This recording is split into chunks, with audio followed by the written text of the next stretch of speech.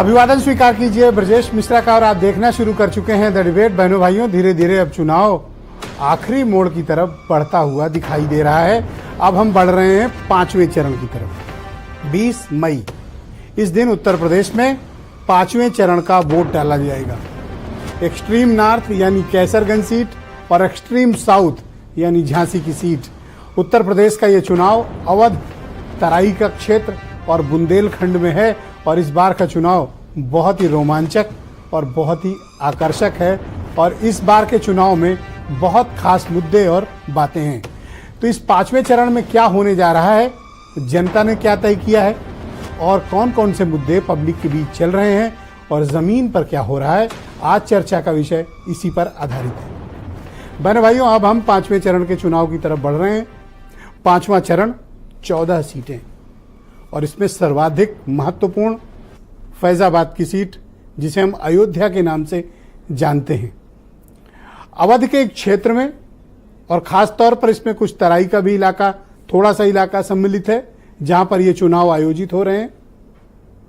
बहनों भाइयों, इन 14 सीटों में से 10 अवध क्षेत्र की हैं।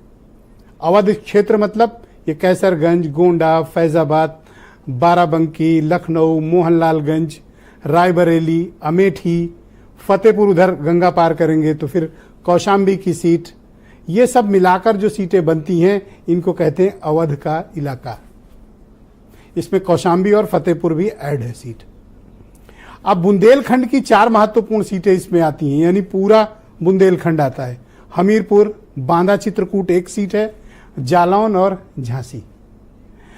इन 14 सीटों में इस वक्त रायबरेली को छोड़ दें तो 13 सीटें भारतीय जनता पार्टी के पास हैं और इस इलाके में उसका 2022 में भी दबदबा रहा है, यानी असेंबली इलेक्शंस में 2019-2022 भारतीय जनता पार्टी इस इलाके में अजेय स्थिति में रही है रायबरेली को छोड़कर। लेकिन 2019-22 से बात बहुत आगे बढ़ चुकी है। अब हम पहुंच गए हैं 2024 में।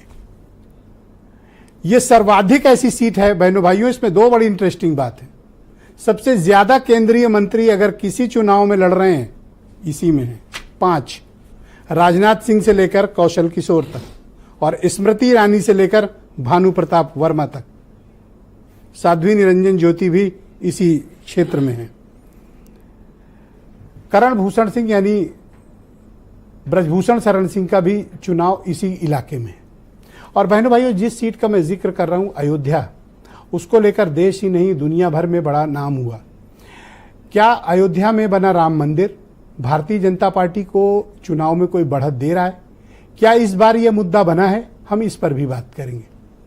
इस पर भी बात करेंगे कि राजनाथ सिंह का चुनाव कैसा चल रहा है। वो तीसरी बार लखनऊ की सीट से उम्मीदवार हैं और ये अटल बिहारी वाजपेयी की सीट रही है जो विरासत में राजनाथ सिंह को मिली और अब ये तीसरी बार है। और सर्वाधिक दिलचस्प मुकाबला है अमेठी और रायबरेली में। ये 2 सीटों पर इतिहास बनाने के लिए कांग्रेस ने अपने जितने रिसोर्स, क्षमताएं, राजनीतिक ताकत, संगठन, सहयोग और सहयोगी दलों के साथ पूरी ताकत बना दी है कि वो इन 2 सीटों पर किसी तरह से जीते। इतिहास बनाना चाहती है कांग्रेस इस हालात में भी उन सीटों को जीतने का, लेकिन भारतीय जनता पार्टी भी इन सीटों पर इतिहास बनाने के लिए कोई कमी नहीं छोड़ी। विपक्षी दलों में बड़ी जबरदस्त टूट फूट करके भारतीय जनता पार्टी ने मनोज पांडे, राकेश प्रताप सिंह, इनको अपनी पार्टी में सम्मिलित किया। अभय सिंह गोसाईगंज फैजाबाद के विधायक, उनको अपने साथ लिया और गायत्री प्रजापति की पत्नी महाराजी देवी का समर्थन अमेठी में लिया। और आज मनोज पांडे को बीजेपी में ज्वाइन कराने खुद भारत के गृह मंत्री अमित शाह आए। यानी कोई कोर कसर रायबरेली और अमेठी पर बीजेपी भी नहीं छोड़ना चाहती और कांग्रेस भी नहीं। आज बैटल ग्राउंड कोई था तो अमेठी और रायबरेली। कैसे? अमित शाह ज्वाइन कराने किसको आ रहे हैं? मनोज पांडे को। सभा किसकी? दिनेश प्रताप सिंह की। उधर 2 सभाएं संयुक्त रैलियां हुई, राहुल गांधी, अखिलेश यादव, सोनिया गांधी, प्रियंका गांधी, दोनों सीटों पर संयुक्त रैलियां। आप उम्मीद करें कि ये जो मुकाबला है ये बनारस ही इसके बाद सबसे बड़ा दिलचस्प और मीडिया के लिए और जनता के लिए आकर्षण का केंद्र होगा। वैसे पांचवें चरण का आकर्षण सर्वाधिक है। एक तो राजधानी में चुनाव, ऊपर से इधर चुनाव, बड़ा दिलचस्प मुकाबला है। और बहनों भाइयों, ये जो इलाका है ये बेसिकली ओबीसी और शेड्यूल्ड कास्ट का कम्युनिटी का डोमिनेटेड इलाका है। और जैसा कि मैंने पहले की भी डिबेट में कहा था, इस बार का चुनाव धर्म संप्रदाय पर नहीं, हिंदू मुसलमान पर नहीं, मंदिर मस्जिद पर नहीं, इस बार का चुनाव पूरी तरह से जातिवाद पर आधारित है। एक एक सीट पर जातिवाद चल रहा है। अगर कुछ चल रहा है कोई मुद्दा, तो मुद्दा चल रहा है जातिवाद का। और यह मुद्दा कैसरगंज से लेकर झांसी तक चल रहा है, लखनऊ से लेकर कौशाम्बी तक चल रहा है। और इस मुद्दे पे देखना होगा कि क्या दिलचस्प बातें हैं। इस बार कांग्रेस अगर किसी चरण में सर्वाधिक सीटों पर लड़ रही है तो वो यही चरण है। 4 सीटें, अमेठी, रायबरेली, बाराबंकी और झांसी। 10 सीटों पर समाजवादी पार्टी लड़ रही है। क्या किसके हाथ लगने वाला है? और आज दोनों तरफ से बड़ी इमोशनल तकरीरें की जा रही हैं। क्या इस इमोशनल तकरीरों से मतदाता का मन इनके लिए इमोशनल होगा, या फिर इस बार वो कोर इशू पर इन दोनों को ठीक करेगा? आप कुछ स्टेटमेंट सुने, फिर आज की डिबेट को हम आगे बढ़ाएंगे। 4 जून के बाद की प्लानिंग हो रही है कि हार का ठिकरा किस पर फोड़ा जाए। विदेश यात्रा का टिकट भी बुक हो गया है। खटाखट खटाखट।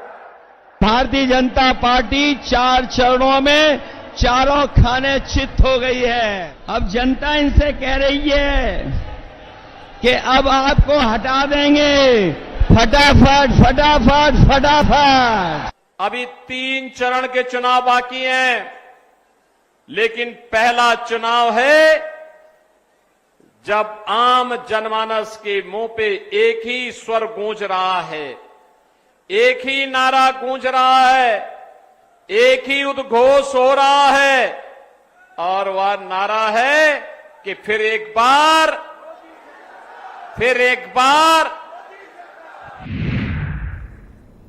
तो बहनों भाइयों, आज की परिचर्चा को आगे बढ़ाएंगे। मेरे साथ आलोक अवस्थी हैं, उत्तर प्रदेश में भारतीय जनता पार्टी के प्रवक्ता हैं, और रायबरेली के जाने माने पत्रकार गौरव अवस्थी जी मेरे साथ जुड़े हैं। इनसे अमेठी और रायबरेली के बारे में बात करेंगे। प्रियंका गुप्ता उत्तर प्रदेश में कांग्रेस कमेटी की प्रवक्ता हैं। मोहम्मद आजम मेरे साथ मौजूद हैं, समाजवादी पार्टी के प्रवक्ता हैं। अनिल दुबे राष्ट्रीय लोकदल के प्रवक्ता हैं, जो एनडीए का हिस्सा है। और वीरेंद्र सिंह जी हमारे स्टेट हेड। आप सभी का स्वागत और धन्यवाद इस कार्यक्रम में मेरे साथ